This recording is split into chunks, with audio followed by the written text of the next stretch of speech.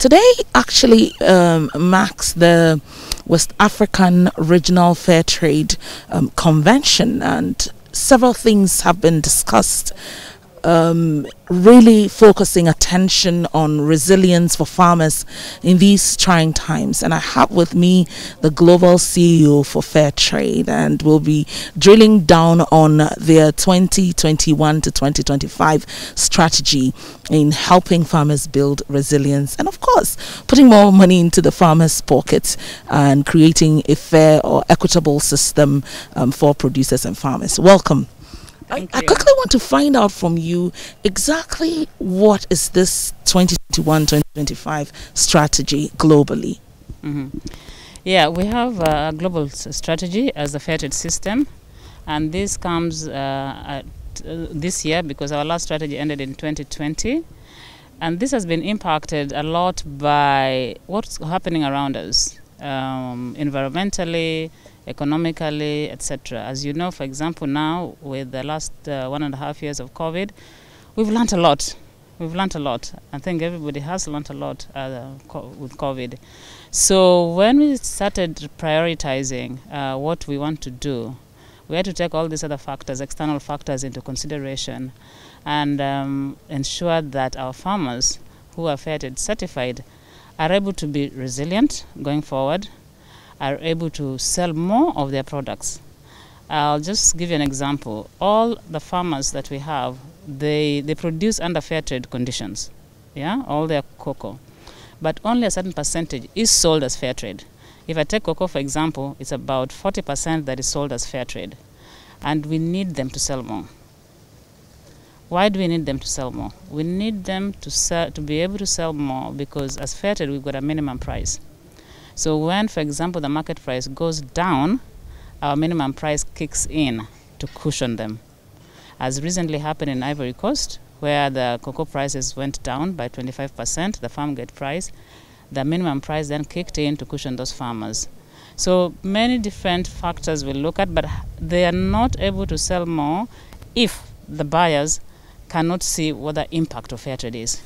So one of the emphasis we have in this new strategy is to have impact data, to be able to show the consumers that that extra money that they pay for fair trade products is making an impact on the ground.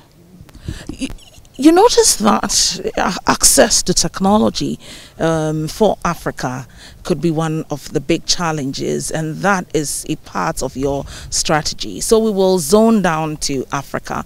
Exactly what is the strategy for just Africa? I mean, the World Bank indicates that one of the biggest challenges for Africa, for example, is that the last lap infrastructure for, let's say, internet penetration is always the challenge. So you have the internet in the big cities, but the rural communities where you have the farmers actually do not have those facilities, and therefore sometimes e-commerce, for example, does not make sense, cannot directly link to the market. Exactly what is the strategy for fair trade? The strategy for fair trade is to make investment in that field, in digitalization. And if you talk to anybody in fair trade and you ask them really what is one of the first two priorities, digitalization will come as the first. More because of the need for transparency. For example, we want the farmer on the ground to be able to know where his goods go to. Most of the farmers, if you go to them and ask, who is your buyer? They do not know because of the value chain. And so we want them first to be able to identify their buyer, to know their buyer, to be in communication with their buyer, to be able to know what the prices are, even on a daily basis. So that is where we want to invest a lot for transparency, but also for traceability. And the buyer on the other side, the consumer on the other side, also wants to know where their product's from. And especially now that the world is talking about human rights, that supply chain should be free of, for example, child labor, should be free of deforestation and all these other things. It is important for the consumer to be able to trace the source of their food. So those are some of the things that we are working on as far as technology is concerned. And we hope that by the year even though our strategy is 2021-2025, we are really aiming at achieving a lot. We are using 2030, which coincides, of course, with Sustainable Development Goals to achieve some of the things that we've outlined in our strategy. Yeah. One of the key commodities that you export from Africa, for example, is cocoa. And in recent times, Ghana, which is one of the largest exporters, has been on the spot with the European Commission in relating to child labor.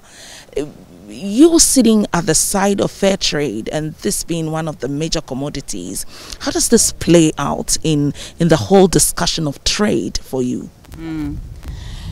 You know, we look at the causes of child labor. I mean, it's easy for people to say that, oh, there shouldn't be any child labor. But why is there child labor? Child labor is there because of one of the reasons, inequalities in trade. Farmers need better prices, okay? I don't think there is any one family or any parent really would rather send their child to go and work in the farm, if they can afford, to take their child to school. Child labor is about lack of access to education. So we have to look at what are the causes of child labor to be able to reduce it. And so as much as the European Commission is talking about banning products that come into the EU that have child labor or deforestation in their supply chain, they also need to look at what are the prices the farmers are paying. Because in fair trade, our big push is for a living income for farmers. And we want to expressly say that a living income is a human right. Just as much there are other aspects of human rights, living income is a human right. And so as we tackle the issue of child labor, let's also tackle the issue of better prices. And I think that is what the governments of Ghana and other governments like Cote d'Ivoire should also articulate and push for better prices. I know the two governments have done a great job, yeah, in terms of introducing the living income differential. I think that's great, and we support them in that intervention. But still a lot more needs to be done by the industry. Continental free trade is Africa's biggest market now. How is fair trade leveraging on this for the African products, which usually are in their raw state? What are we looking at when it comes to continental free trade in relation to Africa's own products? Yeah, I'm glad you asked that question. And if you saw our exhibition, you see that a lot of the farmers are starting to add value to their products. So we are supporting producers who want to invest into value addition. We are supporting producers who want to invest in crop diversification, because a lot of the export crops may not necessarily do very well within Africa, okay? But there are other crops, if they're diversified, that we can trade. And what Fair Trade has done is, first of all, Fair Trade Africa has set up a commercial directorate. Traditionally, Fair Trade was set up in a way that there were raw products in Africa, cocoa, coffee, sugar, etc., that exported raw to Europe, to Americas, etc., as fair trade products. Now, what we are saying is that there's a growing middle class in Africa who is becoming more and more ethically conscious of what they eat, of what they buy. Now there's that free trade agreement. So how can we exploit? How can we exploit this? So as much as we are supporting our south to north trade, we are also now investing in south to south trade to take advantage of the current environment in Africa. Finally, the question I want to find out from you is that the chief director from the Ministry of Trade was talking about how farmers and producers can actually connect to national policies and national programs. And he gave two key examples. For example, there's an after office which fair trade producers can take advantage of. There's the one district, one factory program, which fair trade producers can also take advantage of. How are we weaving these things into making sure that producers are going beyond producing raw materials into really finished products which definitely have higher prices? Yeah, actually, I was happy to hear him say that. So the first thing we've done is have an appointment with him on Thursday, because I want to know a lot more of what's happening, so that our fair trade local office here can engage more with that and support the government as they support us to ensure that farmers get decent livelihoods, and more importantly, that farmers have resilience. And this is the topic for this convention. Have the resilience to absorb any type of shock that might come into their lives. Thank you very much for speaking with Multimedia. Thank you so much.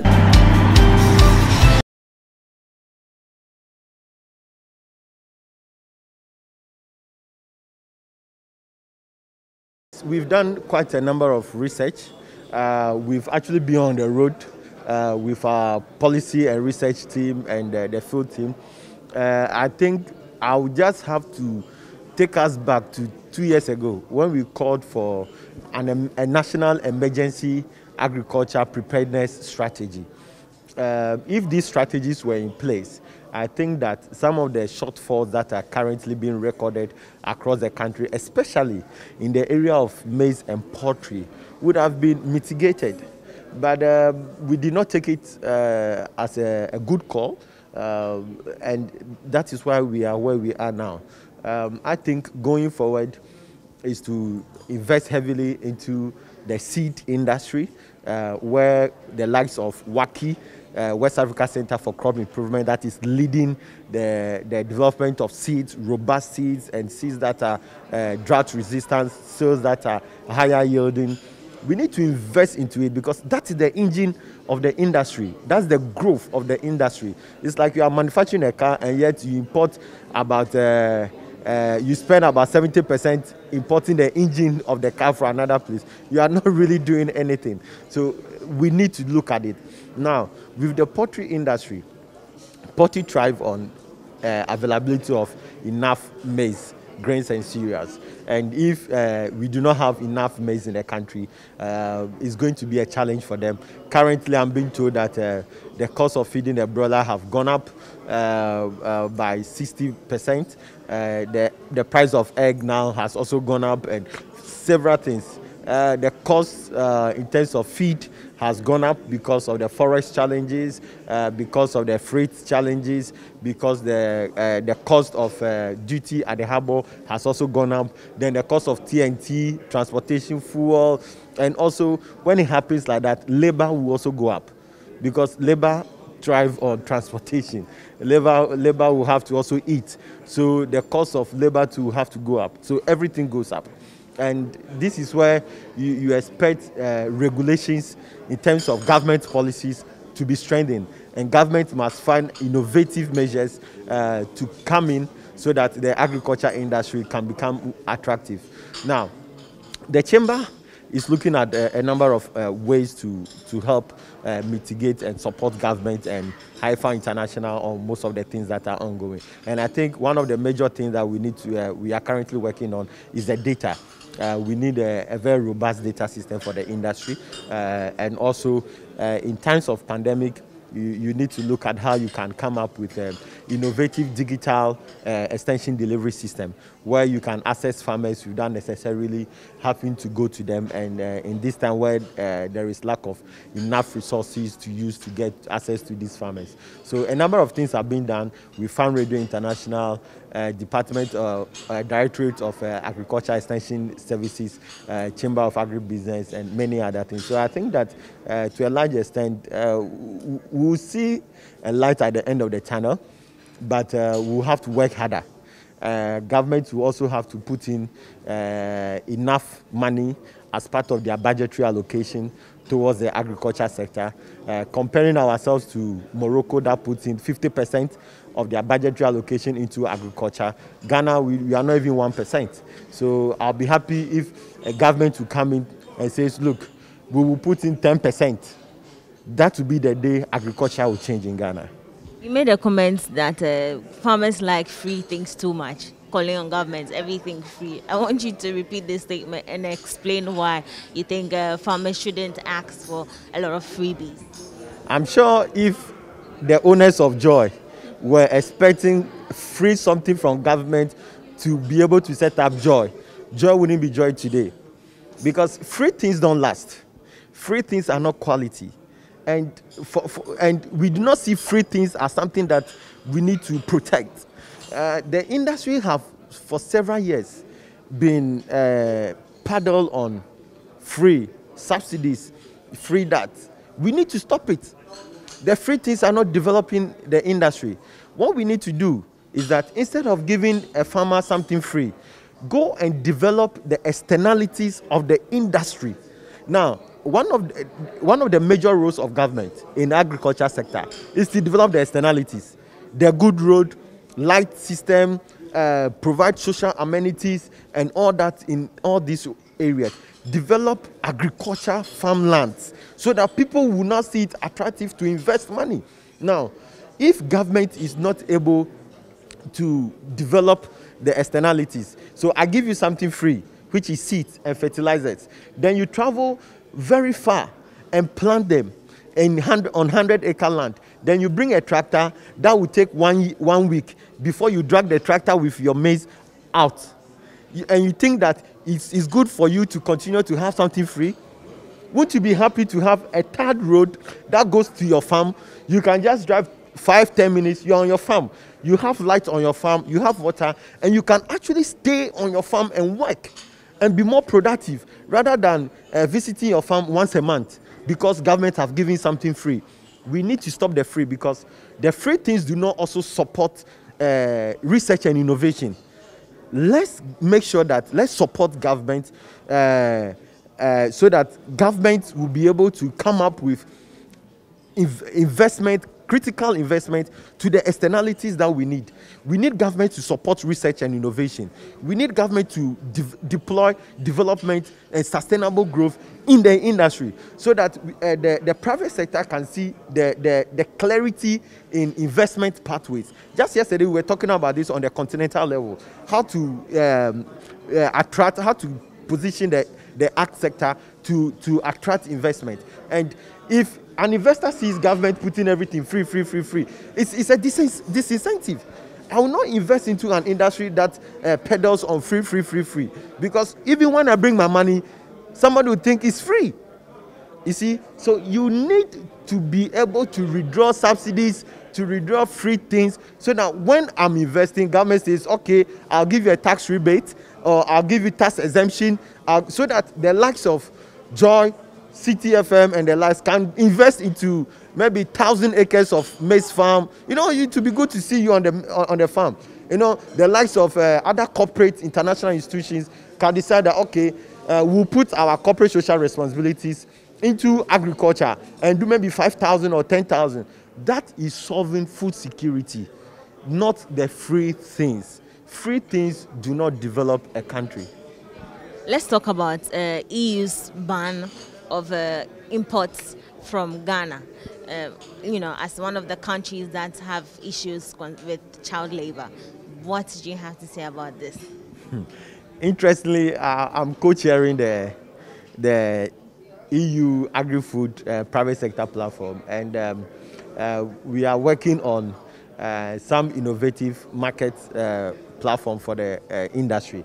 But let me say that, yes, some of these bans are eminent. Sometimes it's for us to be able to reposition ourselves. The competition now is very high. We have a very comparative advantage, but we do not have a competitive advantage as a country. So what do we need to do? In view of the Africa Free Trade Continental Area, some of this ban is just stepping on your toes to say, hey, readjust yourself, reposition yourself, strengthen your quality systems, strengthen your quality control, and strengthen your production system so that you become competitive. And you see, even though to trade and for us in the industry, some may see it as a bad news, but I see it as a good news because yes, bans like this will quickly position you and get you to reorient yourself and stabilize and get you to bring in innovative ideas that will make you competitive. So yes, we've done something wrong in terms of our books, how we go through some of the chemical and other things that we use in the industry, how we also do the good agriculture practices and all that. Now things will change. You need to get MOFA in there to strengthen some of the delivery systems, to strengthen the technical areas and the support that they give farmers through the agriculture extension services. The agronomy situation must be very top notch so that at the end of the day, when we begin to export or access the market, then we are coming back with a better and stronger and higher competition than the other people that are existing. You see, if you fall once and you get back, you become stronger. So we will come stronger, we will come back more competitive, and I think that it will help us also with regards to the Africa Free Trade Continental Area so that we are able to resist or maybe fight off competition from other competitors on the continent. Let's talk about agric insurance. Anything you'd like to say about agric insurance? Yes, so agriculture penetration rate currently is still very low. It would have been good that now that we are having climate change, we are having all these disruptive weather situations. People have lost, those who planted earlier in the year have lost because the rain delayed and the temperature was so high. Luckily for us, the likes of Allianz Insurance is deploying the crop insurance and agriculture insurance. We've been engaging them. The other companies that are also supporting like SICOM, and we also have the Ghana Agriculture Insurance Pool. So some of these people are in there to help deepen the insurance penetration. But the most important thing that is needed is education. We need to educate farmers as to why they should adopt insurance. And while doing that, we need to also make available the insurance agents at their deck and call. You can't be in Accra and expect the farmer in the village to know about insurance. They don't even know what insurance is at all. So we need to carry the fight to them. If you are fighting in the old days when you see Troy and the other people fighting, they go to the people to fight. They don't stay at home and fight. So if you want to win the war on insurance, we need to push deeper. We need to get to the people. We need to organize workshops. We need to go to them on their farms, identify their challenges and tell them, oh, if you have pets and you have 1 acre that is going bad, with insurance, you can have something back, then you'll not be able to, you'll not lose completely. So the education must go in there. And I think the media should also come in here and help us. I mean, yesterday I was listening to one of your colleagues having a discussion with the insurance commissioner and deepening the discussion on insurance. We need to move it from the insurance commissioner to the people who actually needs to understand why they need to adopt insurance, especially in the agriculture sector. They are in the villages, so many thousands of miles away.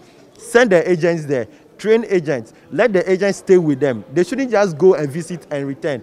They should stay. They are the people they know. Maybe make use of teachers, make use of some influencers in the areas where the farms are, so that at the end of the day, they'll be able to become